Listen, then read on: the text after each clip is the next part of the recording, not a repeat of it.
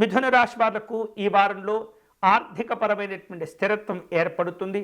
అయితే వివిధ రూపాల్లో మీరు చేసేటటువంటి ఖర్చులు ఏవైతే ఉంటాయో వాటిని జాగ్రత్తగా నియంత్రించుకునే ప్రయత్నం చేయండి. కుటుంబపరమైనటువంటి సంతోషకరమైనటువంటి సందర్భాలు ఉంటుంటాయి. స్నేహితుల నుండి వివిధ రూపాల్లో ఆహ్వానాలు అందుతుంటాయి. వ్యాపారంలో మంచి పురోభివృద్ధిని సాధించుకుంటారు. సాంకేతిక విషయాల్లో ముందుగా మీరు అన్ని రకాల జాగ్రత్తలు తీసుకోవటం, అవగాహన పెంపొందించుకోవటం ద్వారా ఉన్నత శుభ ఫలితాలను పొందగలుగుతారు. ఈ వారంలో ఈ మిథున రాశి వాళ్లకు నూతనమైనటువంటి పరిచయాలు ఏర్పడుతుంటాయి. మీరు చేసేటటువంటి సృజనాత్మకతతో కూడినటువంటి ఆలోచనలు మిమ్మల్ని ఉన్నత స్థితిలో నిలుపుతూ ఉంటాయి. గతంలో మీ అవసరం కోసం చేసినటువంటి బాకీలు ఏవైతే ఉంటాయో వాటిని తీర్చగలుగుతారు.